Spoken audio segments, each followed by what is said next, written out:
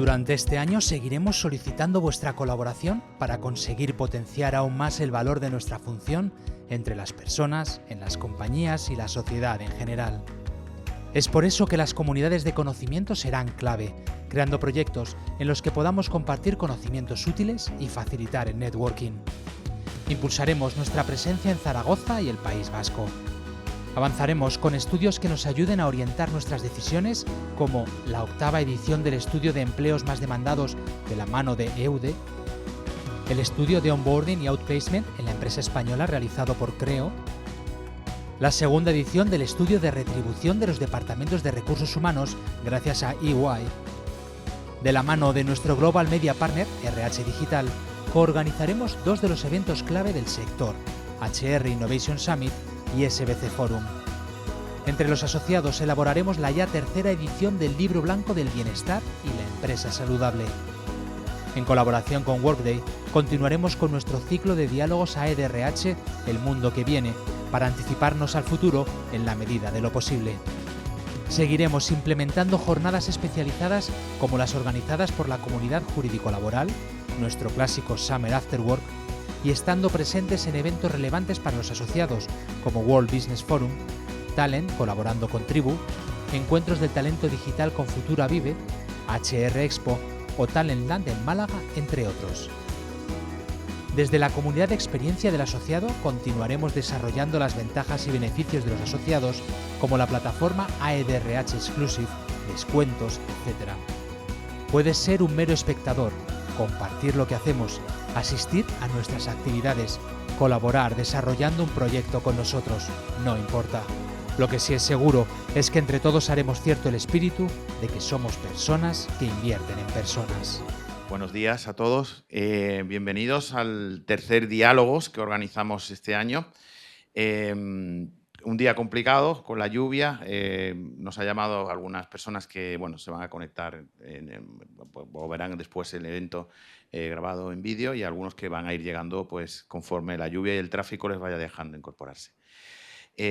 Sabéis que este evento, Diálogos, lo organizamos con Workday, gracias a su colaboración. Y lo que buscamos en estos encuentros básicamente es ver qué está pasando en el mundo con una visión diferente a la que normalmente vemos en nuestra vida laboral, ¿no? O sea, el mundo de los recursos humanos pues está impactado por muchísimos elementos externos y muchas veces no somos o no le dedicamos el tiempo a ver y a investigar qué es lo que pasa por ahí fuera y cómo nos impacta en nuestro trabajo. Y ese era el sentido de Diálogo, salirnos un poco de la órbita pura de los recursos humanos y desde una óptica de dirección de recursos humanos, dirección en los comités de dirección, ver qué está pasando en el mundo. Ya tuvimos el primer evento con Juan Luis Cebrián, hablando de geopolítica y cómo nos afectaba la geopolítica a nuestro trabajo diario. Tuvimos el segundo evento hablando de demografía, y hoy contamos con la presencia de Narciso Michavila, que amablemente ha accedido a estar con nosotros hoy para ver cómo la sociología impacta o la sociología, el mundo que viene desde la sociología, es decir, cómo la sociología analiza y ve y nos deja patente qué es lo que está pasando en el mundo para que tengamos en cuenta cómo eso impacta a las personas, que al final son las personas con las que trabajamos en las compañías. La asociación pues, sigue organizando eventos, entendemos que de calidad, que sean interesantes para todos sus asociados.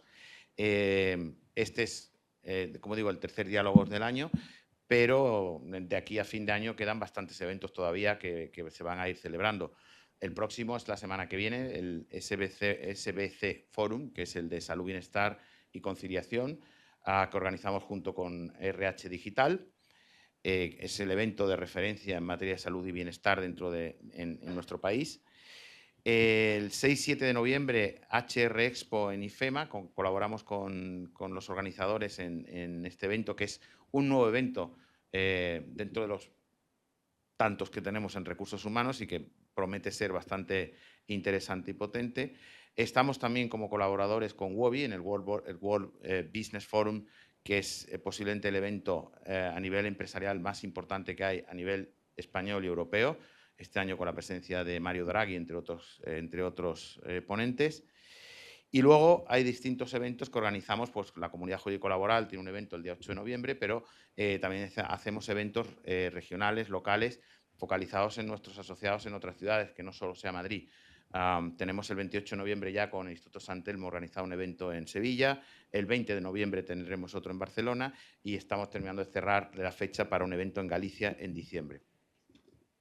Las comunidades siguen trabajando y sacando documentos, informes, libros blancos, tanto la de Jurídico Laboral, que está muy activa, como corresponde a los tiempos que corren.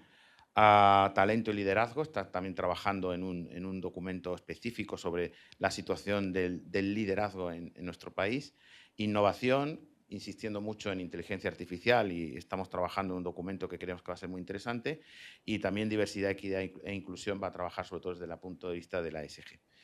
Y por último, comentaros que desde la comunidad de experiencia del asociado ha lanzado una encuesta para todos los asociados. No sé si todos lo habéis hecho ya. Hasta el día de ayer había más de 100 personas que habían contestado. Pero es interesante que los asociados contesten, porque ahí lo que queremos saber es si lo que estamos haciendo os interesa, qué otras cosas os pueden interesar y ver hacia dónde puede ir la asociación. Con lo cual, hay un QR ahí puesto ahí fuera, simplemente escanearlo y contestarlo. No se tarda más de 5 minutos en hacerlo, ¿vale? Así que os pido, por favor, que participéis. Y por mi parte, nada más. Empezar el diálogo, que es a lo que hemos venido y a lo que nos interesa. Invito entonces a Alfonso Jiménez, presidente de nuestro Consejo Asesor, y a Narciso, que por favor pasen aquí y empecemos el evento. Muchas gracias.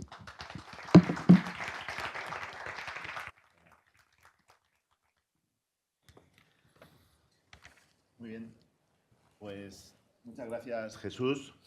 Gracias, Workday, por confiar en este proyecto. También muchas gracias a CaixaBank por este magnífico espacio diseñado por Norman Foster.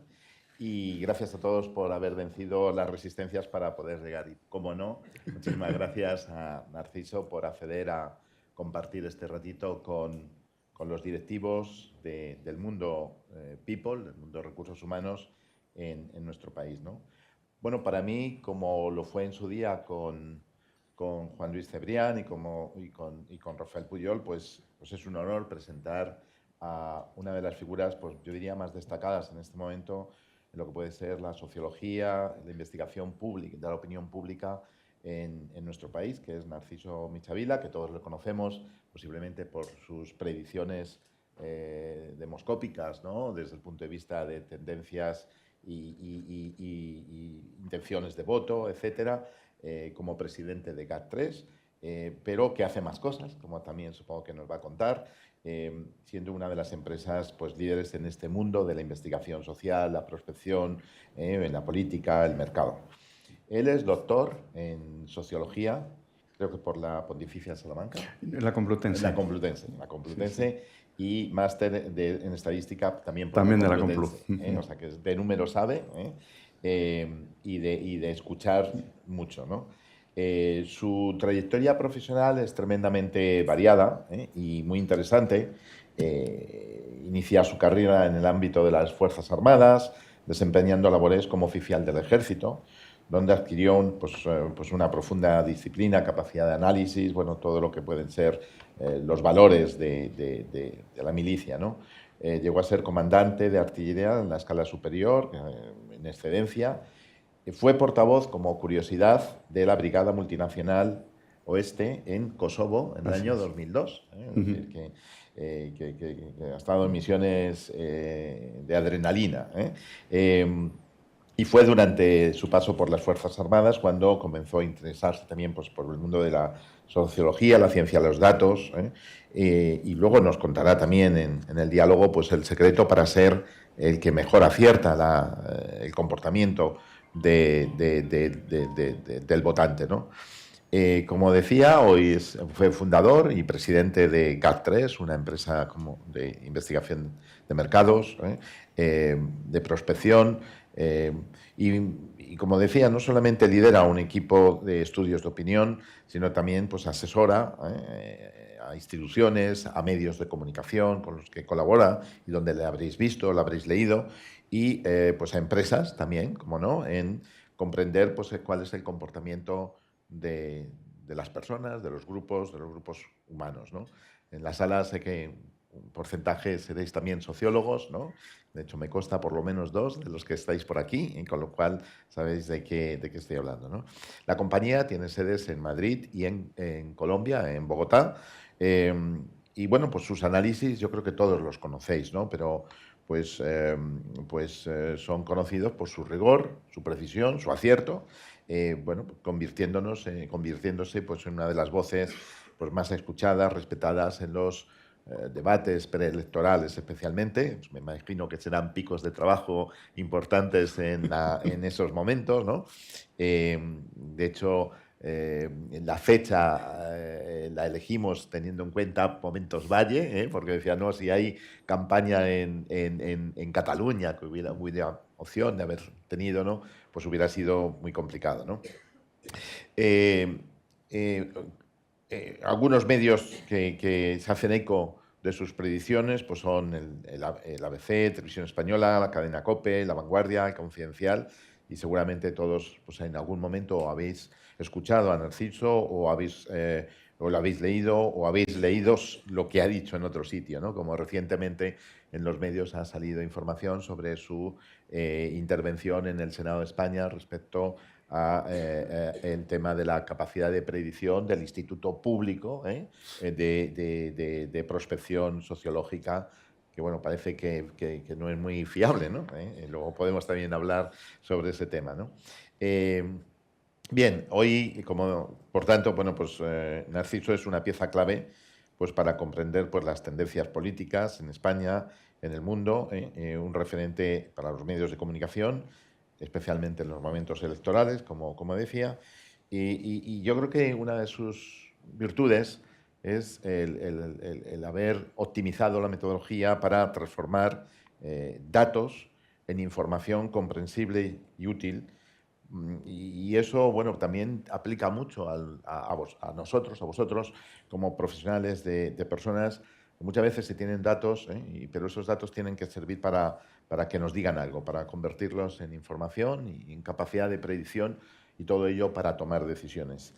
Y así, sin más preámbulos, pues te doy la bienvenida, el agradecimiento de que nos acompañes y vamos a empezar, si te parece. Entonces, la primera pregunta es, bueno, pues ¿en qué proyectos estáis ahora dentro de la compañía, de GAT3?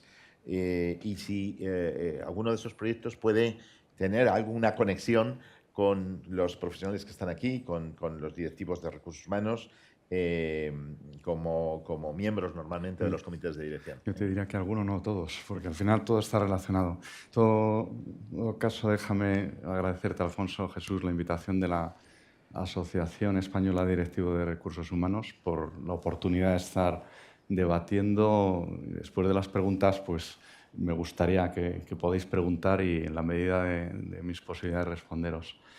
Y también agradecer, como no, a CaixaBank y a Workday que hace posible este acto. ¿Qué proyectos estamos o hemos estado que pueda ayudar a un directivo de recursos humanos a entender cómo le puede ayudar la sociología en su trabajo diario? Al final está todo absolutamente conectado. Las sociedades cada vez son más complejas. Cada uno de nosotros cada vez tenemos más roles que entran en conflictos. La sociedad de nuestros antepasados hasta hace 3 o 4 generaciones era bien sencilla. Tú eras el hijo de, trabajabas en y no salías de ese pueblo y te morías siendo de esa sociedad muy homogénea. Hoy día cualquiera de nosotros entra en conflicto permanente todos sus roles. Bueno, pues en todos esos roles, institutos, consultoras como GAT3 está permanentemente investigando, con la suerte además de que antes de que salten a la opinión pública la mayoría de los debates, ya está el sustrato del debate. Con lo cual, si una consultora está haciendo bien las cosas, está viendo venir cantidad de temas, ¿no? Y puede ser de todo tipo. Que sepáis, además, los sociólogos lo saben bien, hay 2 tipos de herramientas de investigación, cuantitativa, cualitativa. La cuantitativa son encuestas. Hoy día, si podemos ahorrarnos la encuesta porque tenemos bases de datos, las empleamos. Hay unas estadísticas de una calidad impresionante que están ahí para poder utilizarlas.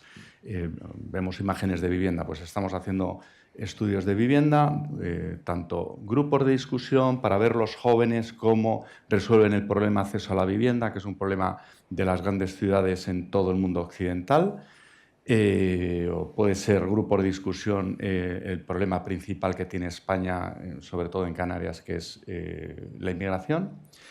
Pero a su vez, evidentemente, si tienes que ver el mundo de la vivienda, tienes que acudir a datos, tienes que acudir a las estadísticas, de que, por ejemplo, pues, el Consejo General de Aparejadores pues, nos encarga un potente estudio que hemos presentado este mes.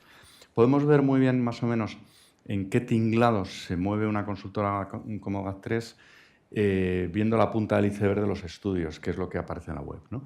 Entonces dices, pues están hablando de... O sea, este año hay 2 temas principales que llevamos ya tiempo estudiándolo, pero que nos están pidiendo desde muchos puntos de vista. Por un lado es todo el tema del impacto de la inteligencia artificial en el trabajo, en la formación, etc. Eso nos lleva, por ejemplo, pues con el Grupo Planeta en 4 países diferentes. Hemos estado viendo cómo están haciendo el empleo en el primer barómetro, que cuando yo lo presentaba en el Grupo Planeta les decía, bueno, el día de mañana añoraremos y nos parecerán las preguntas que hemos hecho muy ingenuas, ¿no? Porque es el primer barómetro de IA, ¿no? Que nos lleva a final de año a presentarlo a Barcelona y a Bogotá, y el año que viene a París y a Francia, a París y a Roma. Otro de los temas muy importante y que está cambiando toda nuestra forma de trabajar, de ver, y que lo veis en vuestro trabajo diario, es todo el tema de empleo de las pantallas. Cuando empezamos el primer barómetro en pantallas hace unos años, aquello parecía como, ¿esta gente de qué se preocupa?, ¿no? Bueno, pues ahora mismo la mayoría de los estudios relacionados con adolescencia van en esa línea. Además, en todos los países desde distintos aspectos. Pero al final la ventaja de la sociología es que te ayuda a entender el ser humano en muchísimos de sus comportamientos. Con la lluvia me estaba acordando, bueno, pues sabemos ya en GAT3 que el día del año que más accidentes viales laborales va a ser el último lunes de este mes de octubre a las 8 de la mañana. Y no es porque lo hayamos interrogado, sino simplemente porque cuando te encarga RACE un estudio sobre esto, aparte de entrevistar a expertos, aparte de hacer encuesta, pues pides al Ministerio de Empleo los 6 millones de partes delta de accidentes de los últimos 10 años, metes a todo tu equipo de Big Data, y en aquel entonces todavía no utilizábamos IA como la estamos desarrollando ahora, que nos está cambiando, por ejemplo, todo el procesamiento de preguntas abiertas, que antes era muy manual, muy humano. Ahora mismo estamos invirtiendo muchísima tecnología ahí, y el avance que estamos teniendo para poder tratar esa información en tiempo real es espectacular. Bueno, pues ves los partes delta y al final te da que, curiosamente, tenemos el doble de accidentes yendo a trabajar que volviendo. Y dices, pero si vamos y volvemos el mismo número de veces, ¿no? No dormimos, ¿no? ¿Eso cómo es posible? Entonces, con visión de la ingeniera, el psicólogo, porque tienen que ser equipos multidisciplinares, pues al final, y no solo el dato, porque el dato te responde a lo que tú preguntas. Y entonces, si tienes una visión humanista, puedes analizar el dato. Y a partir de ahí puedes llevar pues recomendaciones al legislador, a las empresas, y allí salieron varias recomendaciones. La primera de todo, tu trabajador no empieza a ser trabajador cuando ficha. Empieza a ser trabajador en cuanto sale de su casa. Entonces, si sobre todo en los 2 primeros meses, que todavía no sabe ni dónde aparcar, de si hay lluvia va a llegar tarde, si está súper preocupado por llegar tarde, para evitar esos accidentes lo mejor que puedes hacer es que en los 2 primeros meses tenga mucha flexibilidad de horario de entrada. Luego ya no lo necesita, pero los 2 primeros meses sí, porque la inmensa mayoría de los accidentes se producen los 2 primeros meses que estás empezando a trabajar en un sitio. Luego, curiosamente, no hay accidentes a la vuelta, porque a la vuelta, cariño, voy a llegar más tarde, y cariño te va a esperar en casa y no te va a echar la bronca y no va a haber todo un equipo esperando a que tú llegues puntual. Podríamos estar hablando O sea, y una de las ventajas es que como estás teniendo información en tiempo real de todo, la Fundación La Caixa, por ejemplo, es cliente. Con lo cual estamos viendo día a día no solo las visitas que van a tener a sus centros, o el Museo del Prado también, sino que nuestra obligación es hacerles modelos predictivos para poder ir viendo. Aquí yo os diría, una de las lecciones que podemos sacar es que la inmensa mayoría de los problemas de las sociedades occidentales, de forma muy especial la española, son problemas no de escasez, sino de abundancia. Son problemas de ricos. La mayoría de los debates políticos son problemas de ricos. El único problema serio es realmente acceso a la vivienda de nuestros jóvenes, que eso nos llevaría. Pero ahora estamos entrevistando sobre todo problemas de obesidad, problemas de vacunas, problemas, o sea, en los temas, en todos los países donde estamos trabajando, son problemas que tienen solución. ¿Quiere decir que no hay pobreza en España? Hay pobreza en España.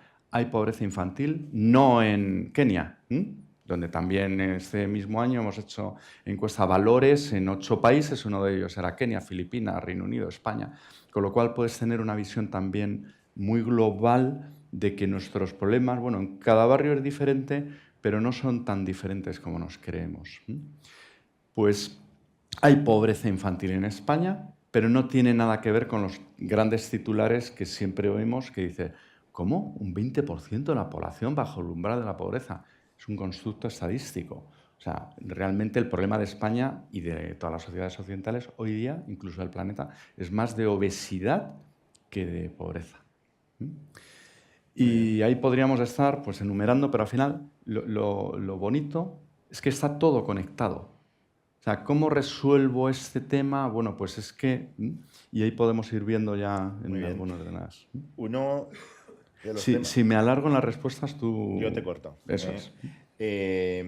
Uno de los temas que ha preocupado al directivo de personas, ¿no?, ha sido el engagement, el compromiso de la persona.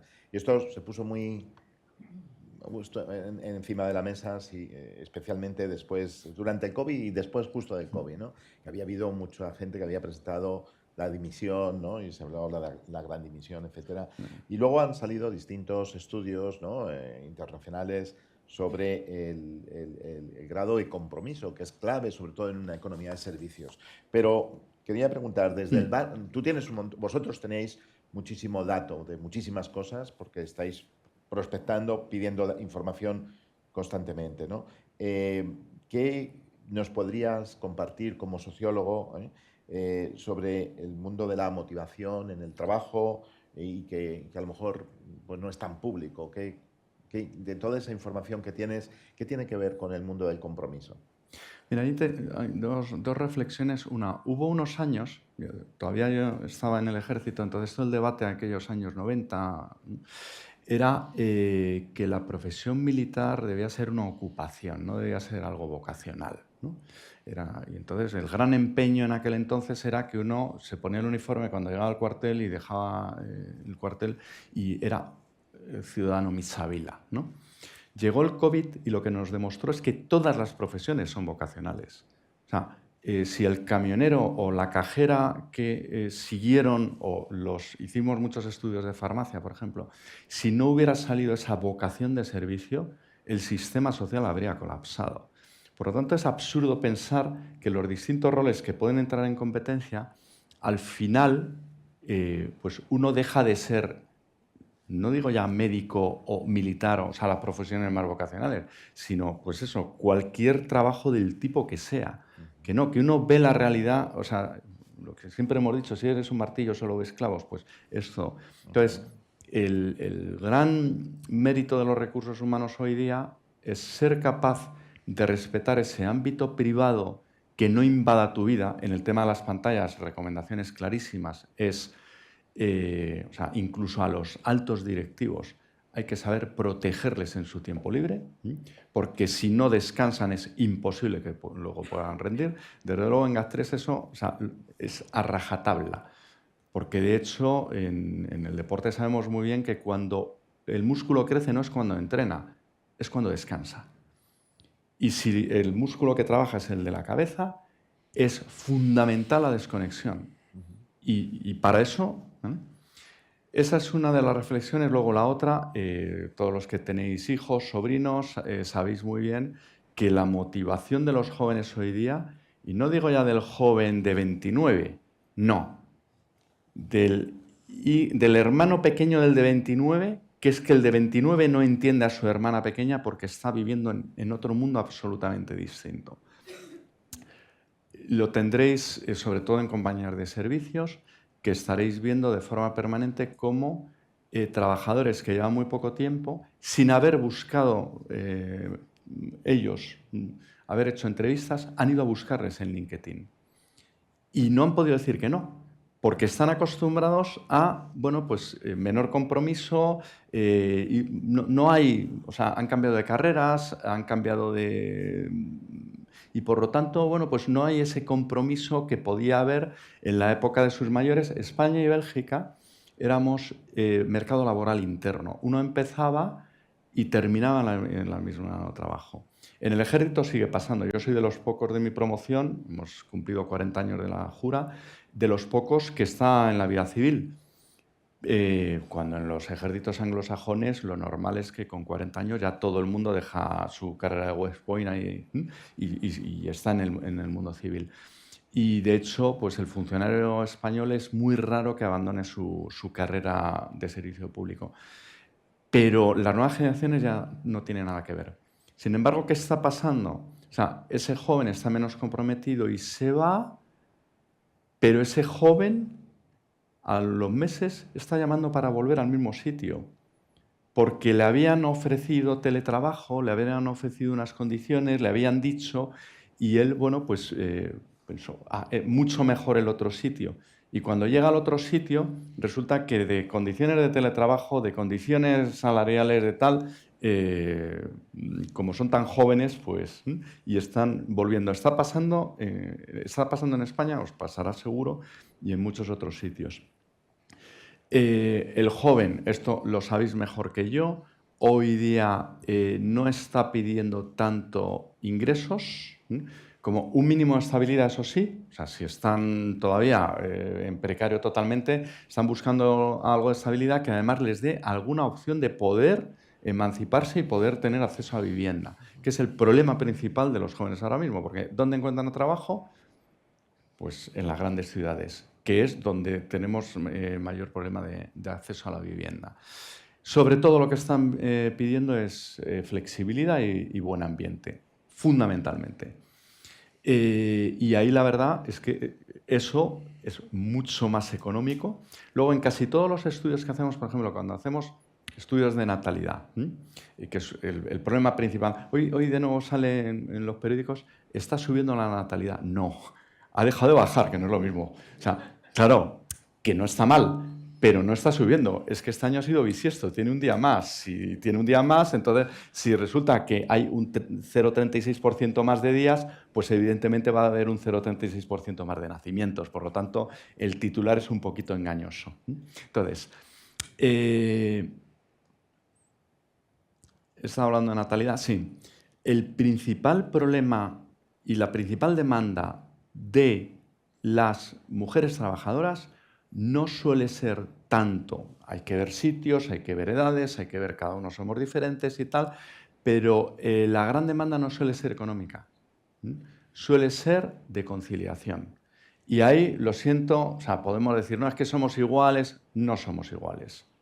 Yo no soy el Narciso de 18 años. O sea, con 18 años tenía unas marcas de media maratón y ahora me estoy conformando con, dentro de 2 domingos en Valencia, conseguir terminarla, punto. O sea que, y mi hijo pues no ha entrenado nada y sin embargo, pues, porque no somos iguales, o sea, ni en edad, ni, desde luego, o sea, las variables fundamentales son esas, hasta el punto de que por mucho que nos empeñemos, una ingeniera en Sevilla se parece mucho más a una ingeniera en Barcelona, Hospitalet, Múnich o Los Ángeles que su padre, ¿vale?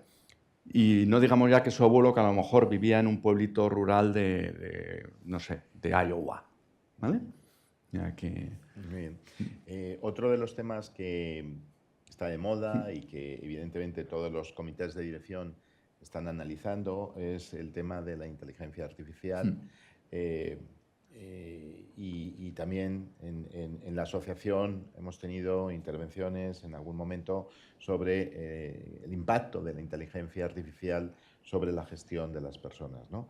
Y de hecho luego, bueno, pues Workday tiene mucho que decir en este mundo, ¿no? Pero tú, desde los datos, desde cómo piensas que puede afectar la inteligencia artificial al mercado de trabajo, a la oferta del mercado de trabajo. Positivamente.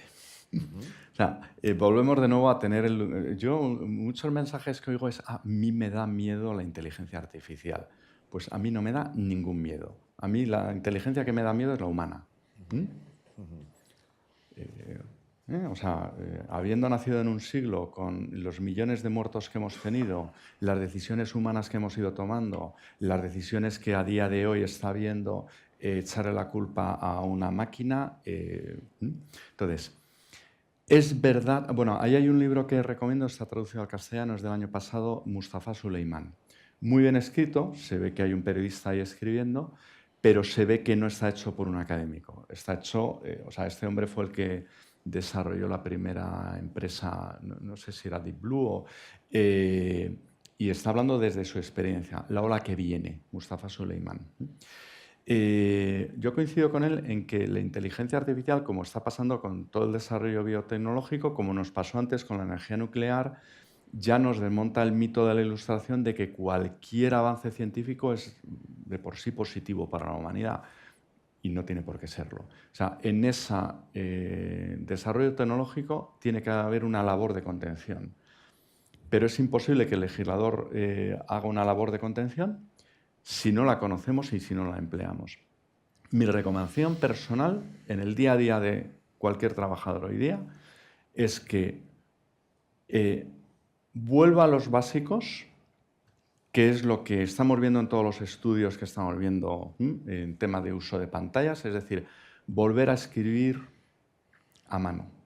Y sobre todo a nuestros hijos y a mañana a nuestros nietos, no privarles de la importancia de lo físico. O sea, que el gran problema que está teniendo ahora mismo con la educación de nuestros jóvenes, y lo vamos a ir viendo cómo nos van llegando al mercado laboral, es que les hemos prohibido los columpios y el aprendizaje con más gente, con más niños, con más prueba y error, que es lo que ha tenido toda la historia de la humanidad hasta nuestra generación. O sea, yo tuve la suerte de poder jugar en la calle. Hoy día que nuestras sociedades son infinitamente más seguras, resulta que a nuestros hijos no les estamos dejando... O sea, en cualquier sociedad, un niño de 9 años por la calle y prácticamente al padre lo llevamos a la cárcel por irresponsable. Los estamos llenando de preescolares, les estamos robando su infancia, su adolescencia, convirtiéndolos en adultos, llenándolos de pantallas, pensando que mi hija no puede estar en la calle porque hay mucho y está en su habitación encerrada con la pantalla. Es horrible, pero es que nosotros, padres, estamos haciendo exactamente lo mismo. Entonces, hay que volver a los básicos, hay que volver al campo. Los juegos de sobremesa, el estar viendo a los abuelos, no tanta, como decía Charles Dickens, ya hablaba de la caridad telescópica, ¿no? Y ya hablaba entonces, pero hoy día es que sea así. O sea, tengamos menos caridad con los de fuera y resolvemos menos problemas del mundo, que parece que estamos llamados a resolver los problemas y vamos a preocuparnos más de los que tenemos cerca. O sea, en lugar de irte al otro lado del planeta a hacerte fotos selfie con los pobrecitos que están allí, que puede estar muy bien, pero antes tenemos que enseñar a que hay que acompañar a la abuela, que es otro de los problemas de la sociedad actual. Es soledad. La sociedad española, gracias a Dios, en menor medida, pero hay, los problemas de las sociedades actuales, problemas de ricos, es soledad. Volver eso al juego sobre mesa, al libro en papel. Ahí la suerte que tenemos es que nunca se han editado, vendido ni leído tantos libros en papel como ahora mismo. Es decir, como el avance es prueba y error, hemos ido probando, igual que en su día, pues oye, el tabaco parecía que era muy positivo, o el amianto, tal, y ves, o yo qué sé, hacer escalestris por encima de las ciudades y oye, estamos de nuevo recuperando espacios para el peatón, bueno, pues hay un retorno a los básicos, a poder, es fundamental, antes he dicho el descanso, es fundamental tener tiempos de pensar, de no tener que estar escuchando de forma permanente, porque el cerebro humano no está preparado para estar permanentemente metiendo ruido. La pregunta era, porque íbamos todavía en inteligencia artificial, me he ido yendo. Bueno, entonces, no hay que tenerle miedo a la inteligencia artificial, o sea, los básicos están ahí, por lo tanto, mi recomendación es desconexión, el móvil no nos puede dominar, etcétera, pero a la par, la inteligencia artificial, o sea, a todos nosotros nos va a facilitar la vida y la única forma de que no te domine es haciendo prueba y error. O sea, nosotros en la empresa ahora la principal inversión es en productividad y en IA. Y yo, desde luego, o sea, Copilot, Gemini. Ahora, la intervención en el Senado, pues una de las primeras cosas que hice fue pasar el vídeo, ¿no?, y dárselo a Notebook LM, ¿no?, de Google. Venga, analízamelo. Y en 0, te ha creado un podcast en inglés perfectamente reconocido, con toda mi intervención. Alucinan 2 cositas nada más, el resto es todo perfecto, pero encima está integrando información que yo en ningún momento ni los senadores ni yo dije, que es el gerrymandering, que es un tema de Estados Unidos y tal. Dices, es impresionante. Entonces, el que quiera tenerle miedo a la inteligencia artificial, que sepa que sus abuelos le tuvieron miedo al teléfono, al avión, a la electricidad, que cómo iba el ser humano a ser capaz de estar todo el día de 24 horas con luz. Y había movimientos religiosos que pensaban que la iluminación de las ciudades iba a ser muy negativo, porque claro, la gente no iba a volver a sus casas por la noche, a saber qué iban a hacer fuera de sus casas por las noches, ¿vale? Entonces, ludismo ha habido siempre, el quemar los telares para no quedarnos sin mano de obra, pero la inteligencia artificial va a cambiar el mercado laboral, evidentemente.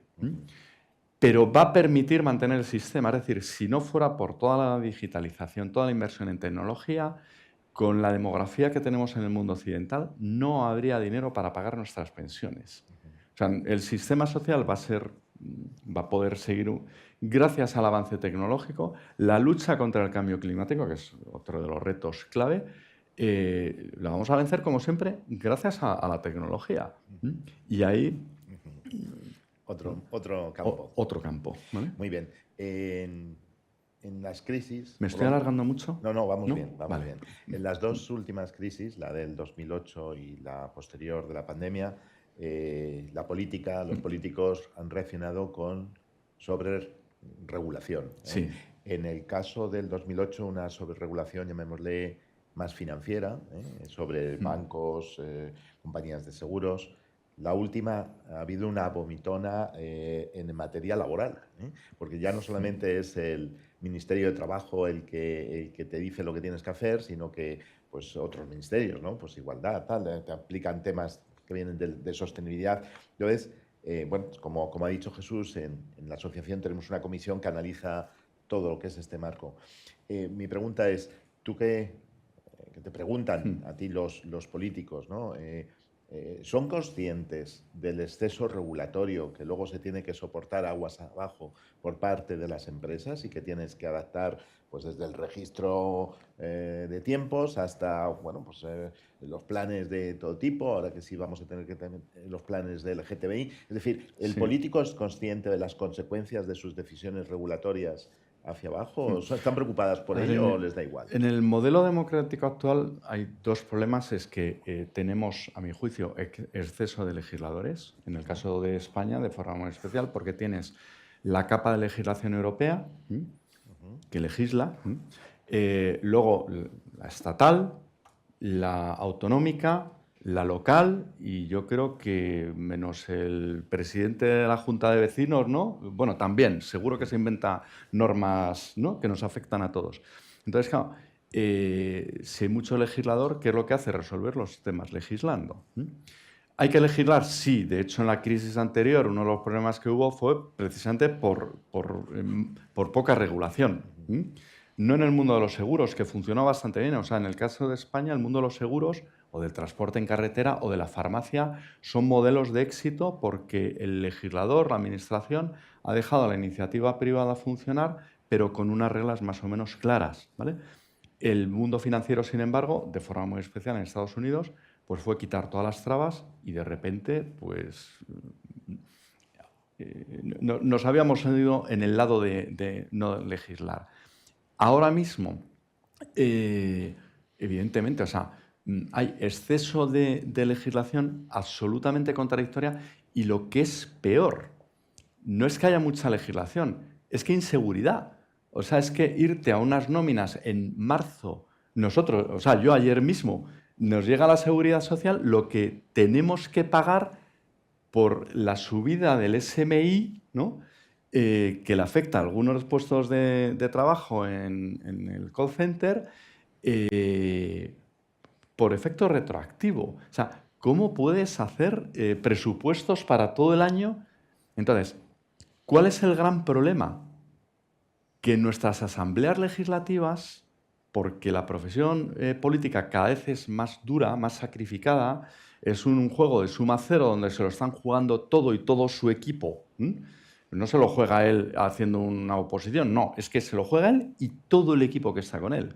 Cada 4, cada 5 años, si no se adelantan elecciones cada menos, etc. Y donde al final es la única profesión donde están, o sea, el principal enemigo de un político es otro político del mismo signo.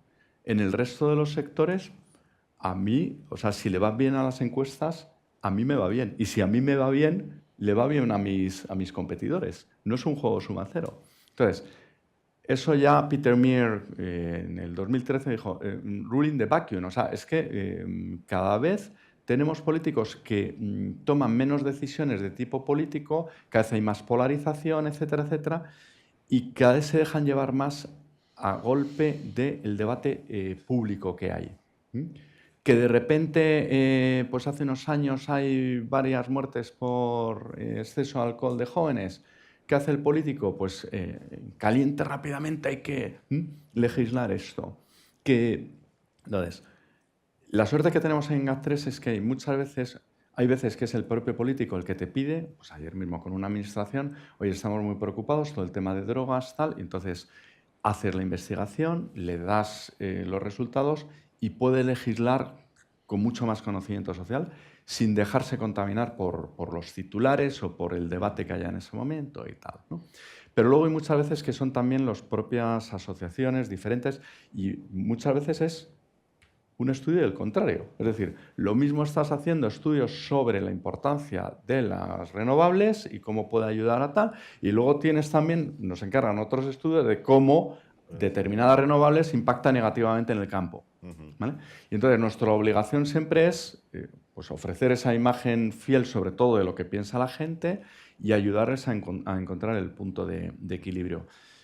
Aquí mi recomendación: el político muchas veces hace más caso al titular o a una portada que a todos los informes estratégicos que se pueda presentar.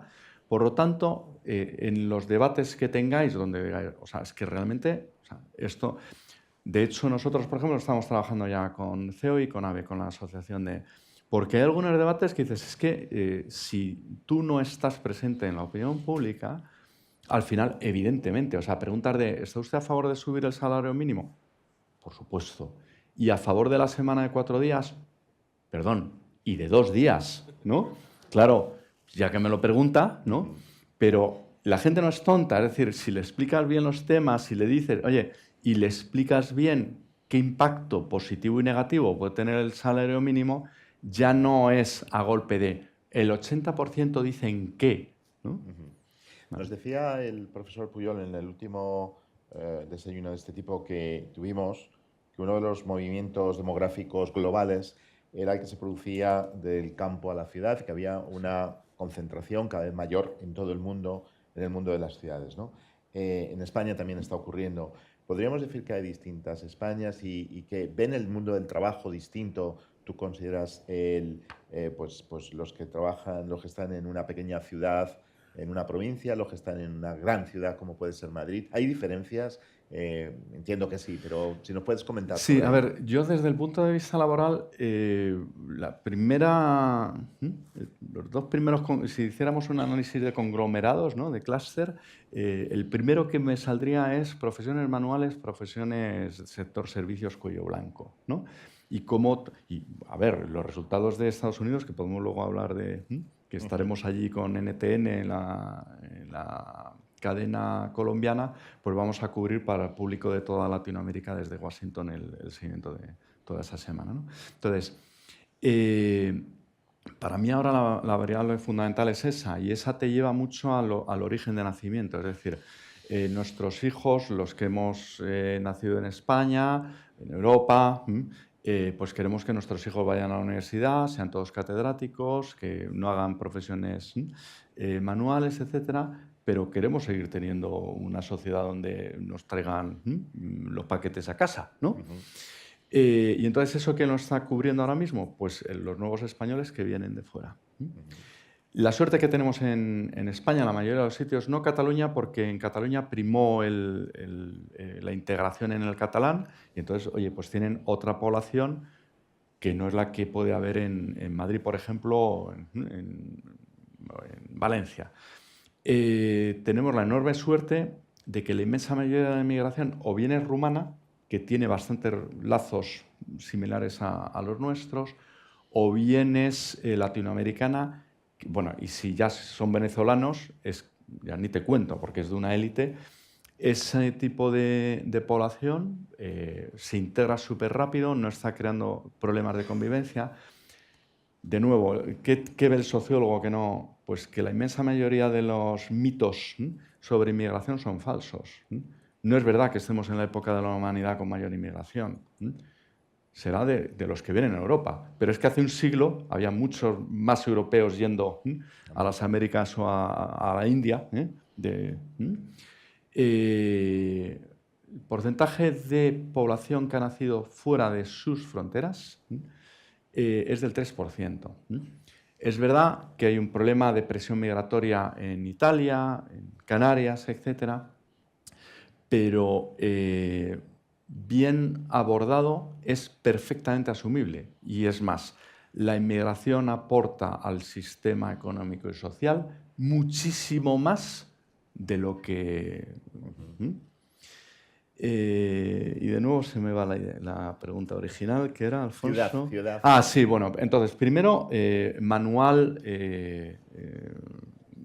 conocimiento, sector servicios. Si nos vamos a Estados Unidos, pues el sector rural, más manual, más de pues, la enmienda de poder llevar de la Constitución americana, de la libertad de tener armas, etcétera, pues eso sabéis muy bien que es roja, es republicana y es la que le podría dar la victoria a Trump. Sin embargo, sector servicios, ciudades más cosmopolitas, más en los dos extremos, etcétera, es la que le podría dar la victoria a Kamala. Y vuelvo luego de nuevo. Para mí, por ejemplo, sin saber, o sea, en estos momentos, sinceramente, el resultado lo único que sabemos es que en términos de voto van a ganar los demócratas, ¿vale? Como en las dos elecciones, bueno, como en todas las elecciones.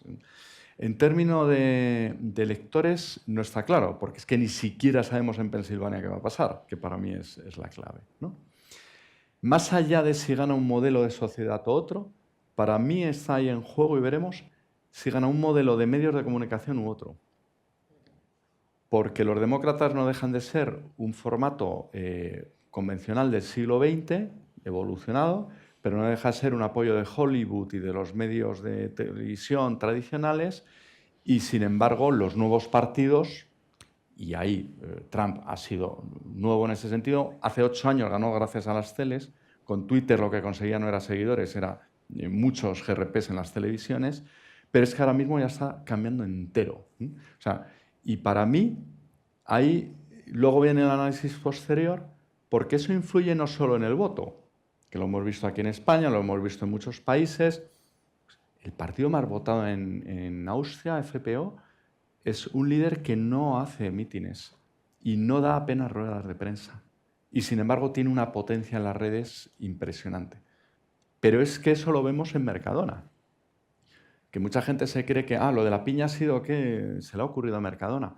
No, no. A ninguna cadena de distribución le interesa que haya un TikToker o una TikToker y diga de repente, no ya lo de las piñas, sino me encanta la burrata de este sitio. Es la mejor. Porque automáticamente se les dispara en el lineal cantidad de gente, suficiente gente como para dejarla sin abastecimiento en el lineal. Y además, lo increíble es una minoría suficiente para alterar, pero no se están comportando de forma racional. Igual que pasa en el voto. O sea, hay algunos votantes de estudios universitarios, de gran responsabilidad, padres de familia, tal, que cuando analizas su decisión de voto en las últimas europeas a determinados líderes, dices, perdona, ¿tú pondrías tu avión o la operación de cadera de tu madre en manos de alguien que no ha terminado estudios universitarios y que está entrando en la política con esos criterios? Ni de broma. Entonces, ¿por qué? Bueno, pues cuando llega la burrata, no hay burrata, se pelean con la pobre cajera. No están actuando de forma racional. Gente de 50 años. Y a la semana se han olvidado de la burrata. Entonces, volvemos de nuevo al tema de las redes sociales. Bien. Evidentemente hay dos Españas, que es la rural, la España vaciada y la España de las urbes.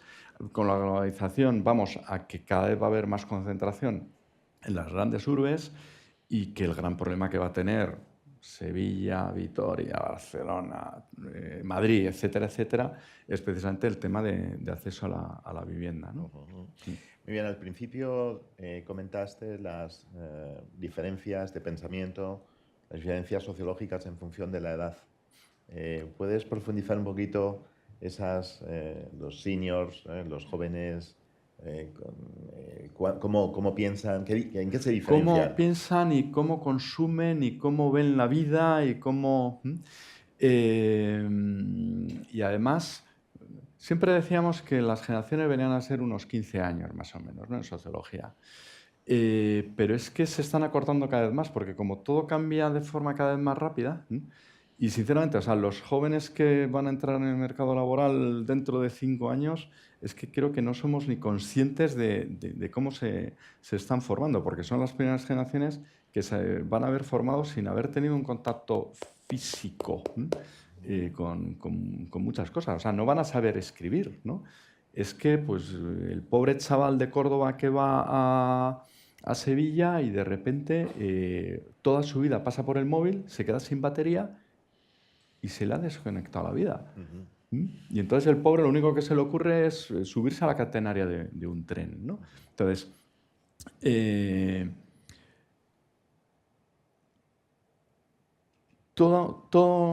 o sea, lo que es consumo de medios, lo que son hábitos, en el joven muchas veces se dice, no, es que ahora no quieren tener hijos. Bueno, a ver, no quieren tener hijos, es verdad, porque, entre otras cosas, como tenemos problemas de ricos, pues lo pones en la balanza y, cuántas noches sin dormir, ¿qué me ofrece a mí esto? Tal, y la propia sociedad no me lleva a ese tipo de sacrificios. O sea, nadie le va a decir, oye, qué bien, ¿no? Vamos a apoyarte y tal.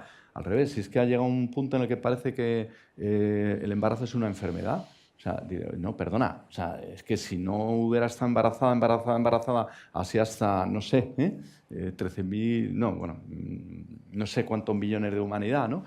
No estaríamos aquí, ¿no? Entonces, pero a la par también, si tenemos un sistema social europeo y de forma muy especial el español, que la renta per cápita por unidad de consumo ya desde hace 10 años del jubilado superior al de sus hijos, incluso trabajando, ese sistema social es inviable.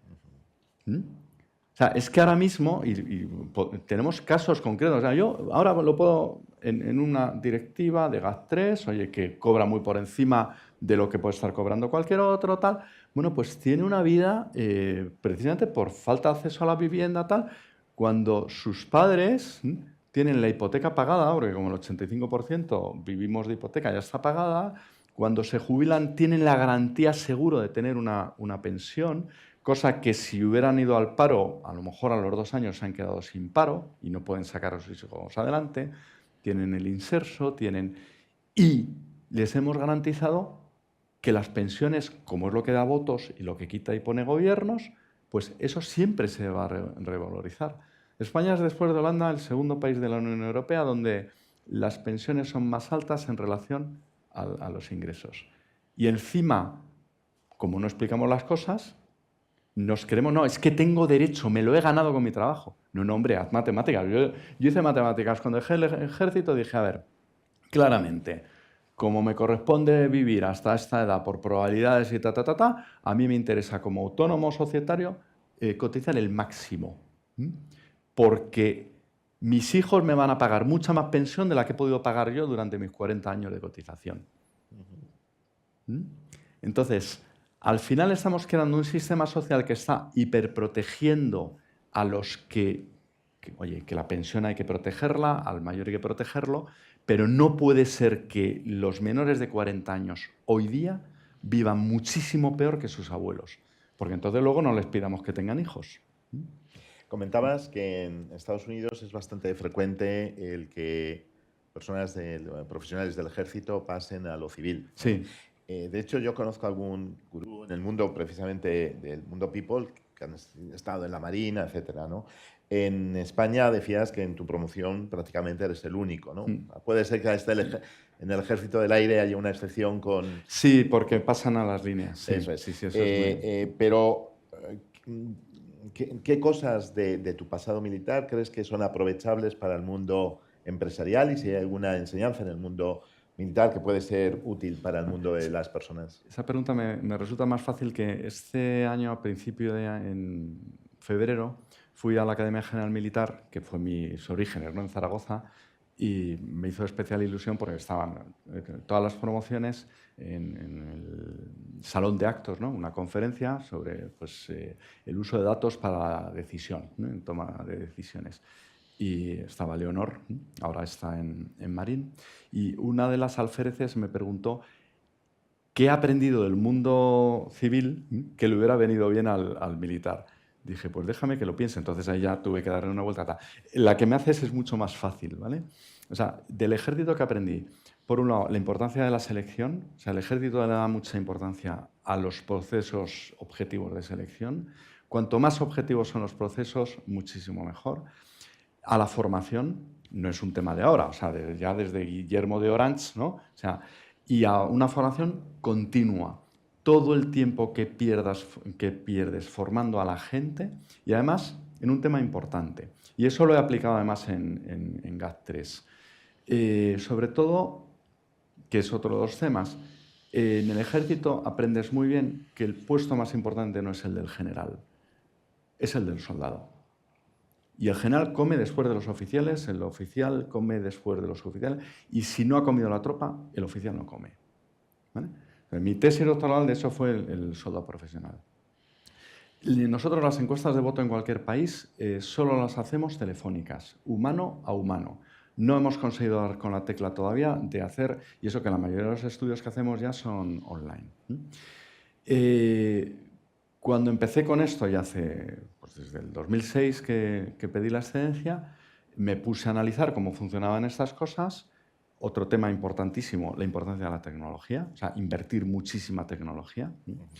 Y dije, esto de decirle al trabajador, oye, tú no pienses y cumple lo que... Digo, esto es absurdo. Eso en la época de Napoleón tenía mucho sentido. En la época industrial que llegaba Ford y le decía, tú no pienses, apretar tuercas, ¿no? Taylorismo puro. Hoy día es justo lo contrario. O sea, hoy en Ucrania el soldado que está allí es el que tiene que tomar decisiones.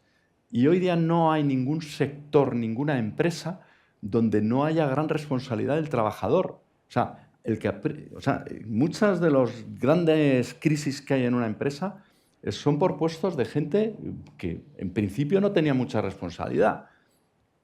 Y si se ha salvado la crisis ha sido porque ha tenido... Entonces, lo primero que les enseñamos a las entrevistadoras, la mayoría del personal de campo son mujeres, hay hombres también, pero vamos, siempre hablamos en femenino, es, no, o sea, tú cuando lleves 2 semanas preguntando por inteligencia artificial en Colombia, sabes más de inteligencia artificial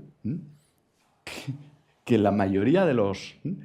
Por lo tanto, dedicamos mucho tiempo al briefing a explicarle cuál es el objetivo final de ese estudio, pero le damos muchísima libertad, y eso, por ejemplo, en el tema de votos es fundamental, para que al final sea el propio entrevistador el que se moje y diga, mira, no me quiere responder, pero una señora de este perfil que me ha dado estas valoraciones, que tal, que cual, puede estar dudando entre esas 2 opciones, y creo que la más probable es esta.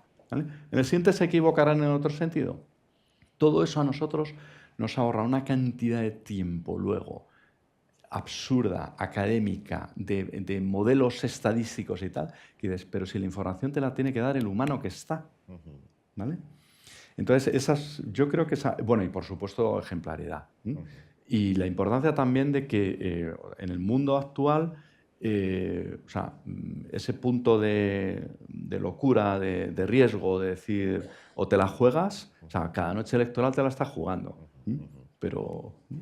Muy bien, nos ha pasado el tiempo, pero tenía una pregunta también, y es, ¿hay algún ámbito de la sociedad en la cual los directivos de recursos humanos crees que pueden inspirarse a la hora de definir las políticas de personas? No sé, tú eres deportista.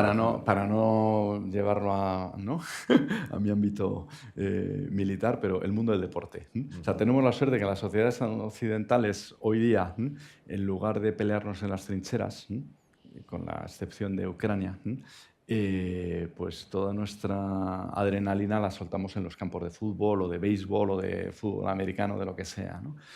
Y realmente, o sea, del mundo del deporte podemos aprender hoy día la importancia de ese sentimiento de identidad, de ese sentido de equipo. Yo hay un libro que recomiendo, no es que sea muy aficionado al fútbol, pero cuando ganó Ancelotti la última Copa de Europa, dije, este libro lo tengo que leer. Y además, como es de hace 10 años, dices, oye, pues lo escribió hace 10 años de su experiencia previa, pero se ha cumplido.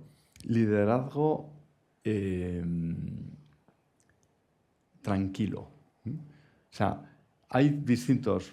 A ver, Elon Musk para mí es un hombre que hay que fijarse en muchos procesos que toma él de cómo funcionan las cosas, y dices, y ha sido capaz el tío. En el libro de Walter Isaacson, el tocho este de 600 palabras, ya habla de cómo hace unos años les dice en SpaceX, oye, la clave para abaratar los cohetes es que pueda volver de nuevo el propulsor. Vale, lo consiguen. Dice, ahora la clave para abaratar más todavía es que no tenga patitas y que no caiga así, sino que lo coja la grúa. Claro, le miraron todos como, tú te has vuelto loco. O sea, cualquiera que sabe de misiles, que era mi especialidad, yo el sábado flipé. O sea, que un propulsor de 23 pisos de altura, porque claro, tú lo ves en la pantallita y parece una cosita, parece un boli.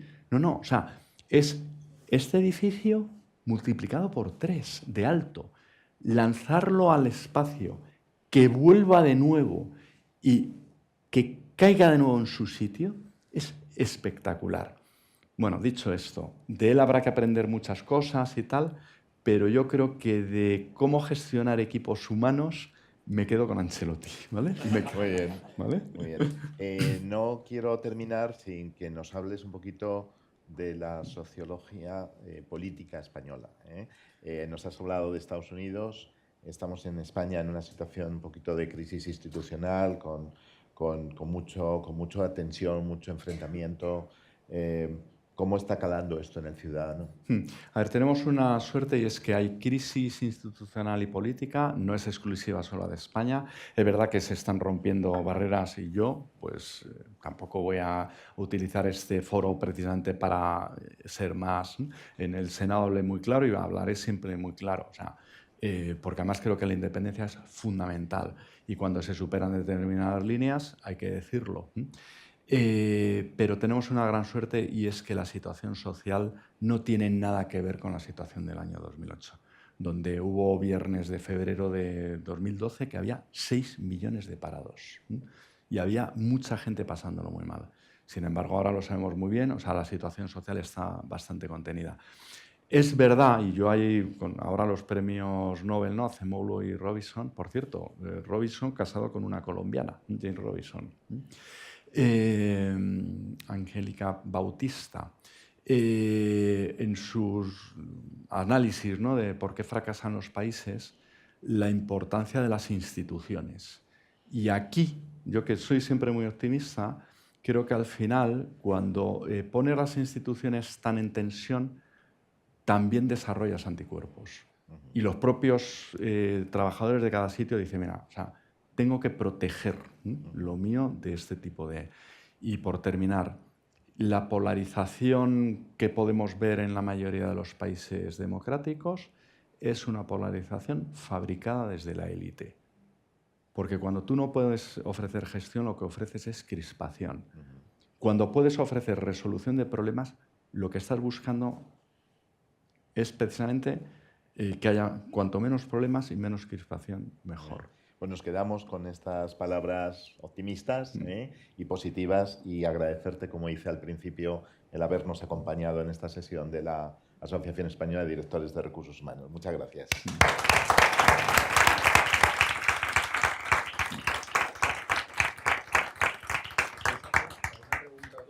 Sí, sí, perfecto.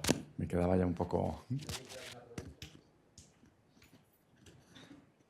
Aquí hay adelante una pregunta. Espera un momentito para grabarlo.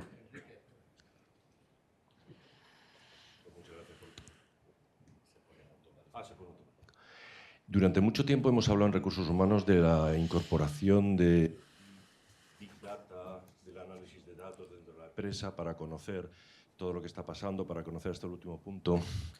Esto a mí siempre me ha despertado las dudas de que en un entorno cerrado como tenemos, invadir la privacidad de nuestros trabajadores para poder conocer todo sobre ellos. Pero me planteo un segundo punto y era pedir tu consejo.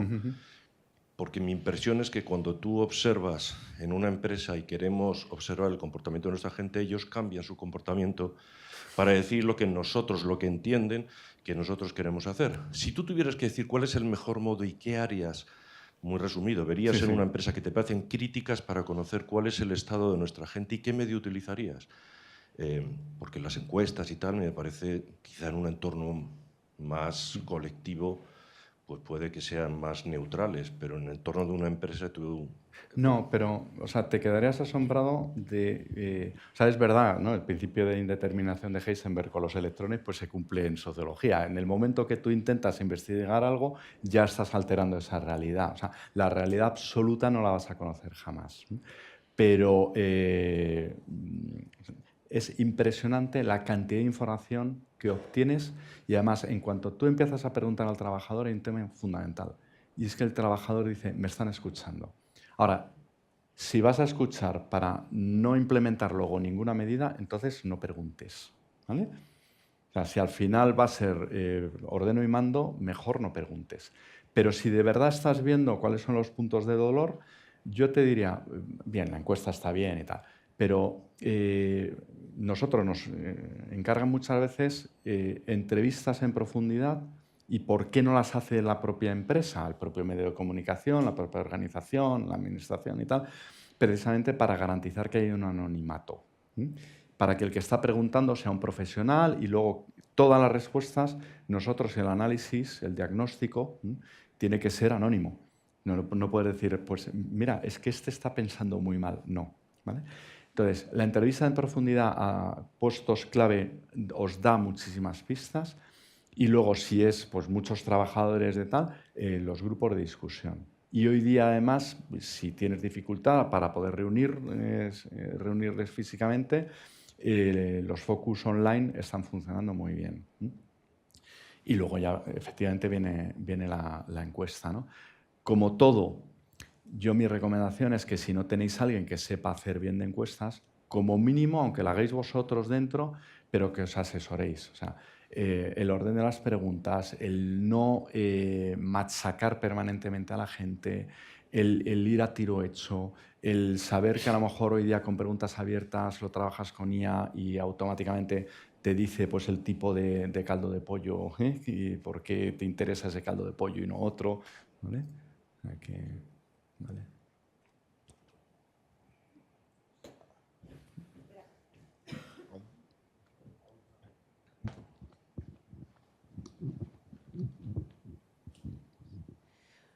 Muchísimas gracias, Narciso. Ha sido tremendamente interesante. Yo lo he disfrutado un montón y creo que es posiblemente un sentimiento compartido, ¿no?, entre todos nuestros colegas. Yo te escucho. Bueno, perdona porque antes nos han presentado, pero bueno, yo soy María José, he trabajado muchos años en una compañía multinacional y ahora soy compañera de Alfonso en Execa Avenue. Te escucho y mi experiencia en compañía multinacional como directora de recursos humanos, siempre tenía la duda sobre dónde está el virtuosismo entre esa parte cuantitativa, un poco en línea con lo que estabais comentando ahora, y la parte cualitativa, especialmente para posiciones de liderazgo, posiciones en las que las personas tienen que tomar decisiones difíciles, muchas veces sin contexto, sin información. Quería tener tu punto de vista sobre esto, ¿no? Porque hay millones de encuestas, millones de test, millones de cuestionarios, que es una herramienta en la que yo creo que muchas veces la función de HR se lanza a utilizar, ¿no? Y a veces a lo mejor le damos más importancia versus a una parte cualitativa que muchas veces esos cuestionarios no recogen. No lo sé, yo te estoy vomitando mis dudas almacenadas durante muchos años. A ver, creo que es una pregunta que no tiene respuesta fácil. O sea, depende la cultura de cada organización. Hay organizaciones que de repente les ha dado, o sea, con culturas muy consolidadas, muy internas, por contratar gurús externos y se la han pegado. Pasa en política también. Hay veces que de repente, no, es que este sabe mucho, pero si no sabe, o sea, no sabe ni castellano, me vas a contar qué campaña electoral va a hacer, ¿no? Entonces, pero es algo, o sea, no es lo mismo una startup en sus inicios que además le estás incentivando con participaciones, no tiene nada que ver, ¿no?, con una empresa ya consolidada. Pero yo siempre soy partidario de que los puestos de arriba tienen que proceder de la propia empresa, que conozca la cultura de la empresa y luego, oye, que es que hay gente que por el rol que asumió al principio, porque era más joven, porque tenía ese rol, porque parecía que no crecía, en cuanto le quitaste el tapón, de repente creció. Entonces, le tienes que dar la oportunidad. Y en lo posible creo que siempre, y un último consejo que en muchas empresas se está haciendo, pero en España se hace muy poquito. El papel más importante que recibe el trabajador es el que menos importancia le damos, y es la nómina.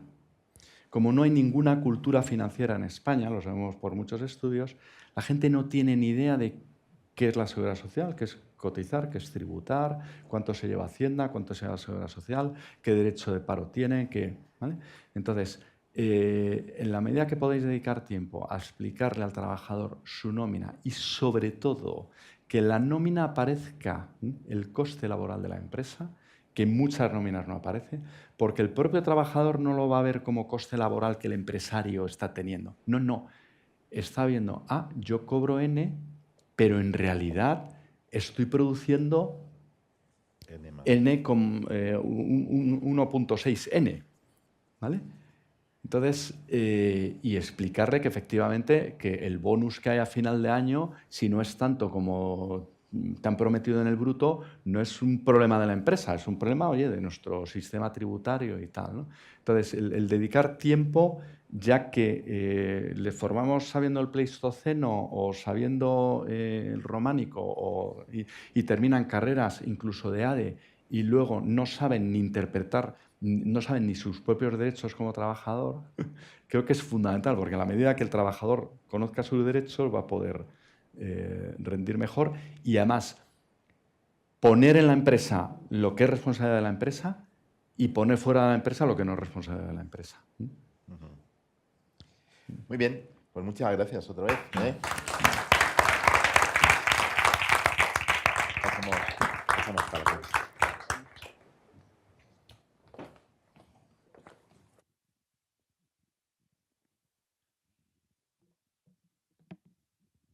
¿Sí? Hola.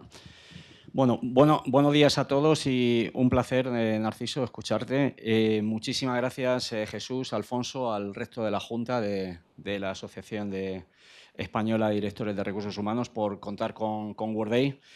Cuando hablamos sobre la posibilidad de colaborar en estos diálogos, nos pareció una gran idea y se está demostrando que así es. En el diálogo que acabamos de escuchar, se ha discutido sobre datos, sobre personas, sobre inteligencia artificial. Son conceptos, dimensiones muy unidas a la compañía Workday. Los clientes y el mercado nos ha situado como líder tecnológico en el ámbito de personas, en el ámbito de recursos humanos.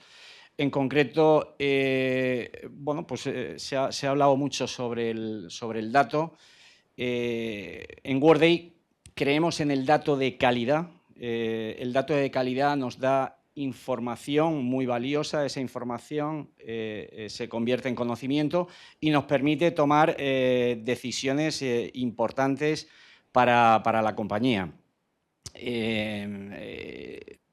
Hay otro punto que ha salido durante la conversación, que es la escucha del empleado, la encuesta del empleado, el compromiso del empleado con la compañía. Esta es otra dimensión que tiene mucha importancia dentro de la plataforma de Workday. Workday es una compañía tecnológica basada, headquarter en Estados Unidos, en California. Somos más de 18.000 empleados en todo el mundo. Y nosotros apostamos por la escucha del empleado. Además de tener tecnología que permite a nuestros clientes escuchar al empleado, nosotros predicamos con el ejemplo y escuchamos, la empresa nos escucha todos los viernes. Todos los viernes recibimos una encuesta muy facilita, muy rápida. En el móvil la podemos contestar en apenas 3-4 minutos. También se puede poner texto si deseamos y dedicamos 10 minutos, pero viernes 8 de la mañana en el inbox, en el móvil, tenemos el survey y hemos conseguido más de un 85% de respuesta en estos 18.000 empleados. O sea, más del 85% de los empleados todos los viernes contestan. Esto nos está aportando muchos datos, mucha información que nos ayuda a poner el foco en determinadas áreas de mejora. Habéis comentado que si escuchamos tenemos que implementar acciones, hay que ejecutar acciones.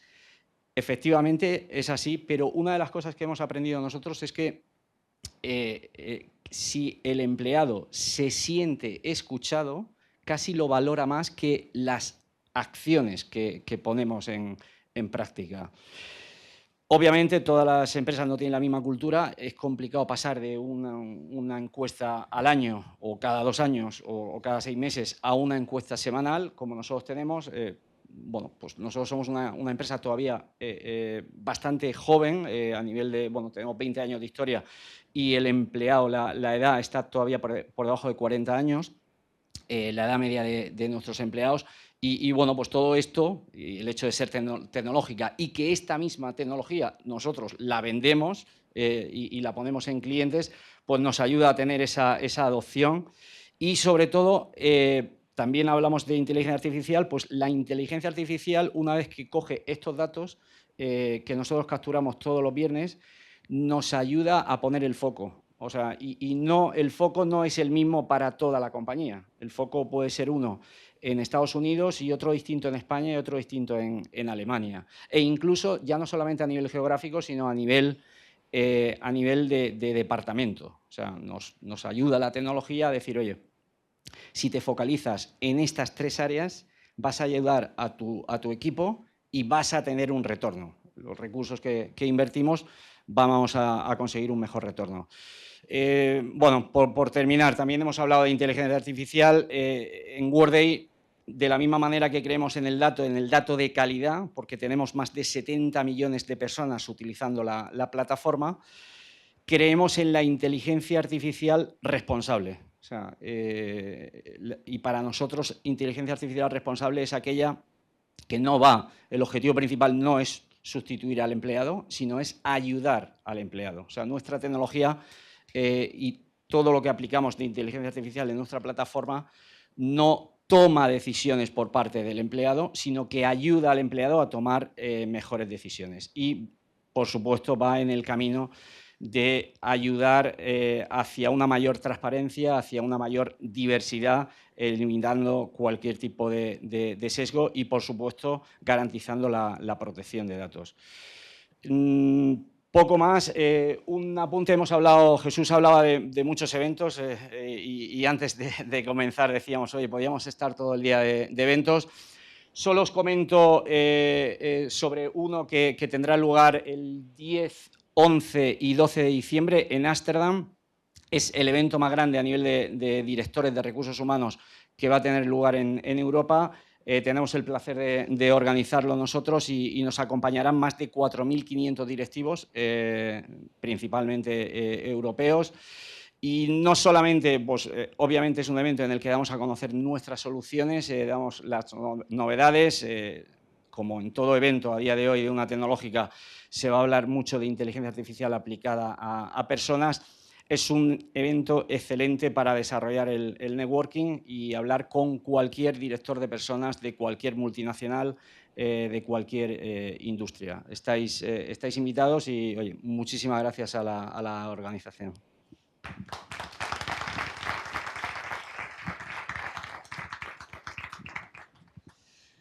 Bueno, pues ponemos fin ya al tercer Diálogos. La verdad que la asociación no puede estar más contenta del impacto y de la acogida que están teniendo estos diálogos.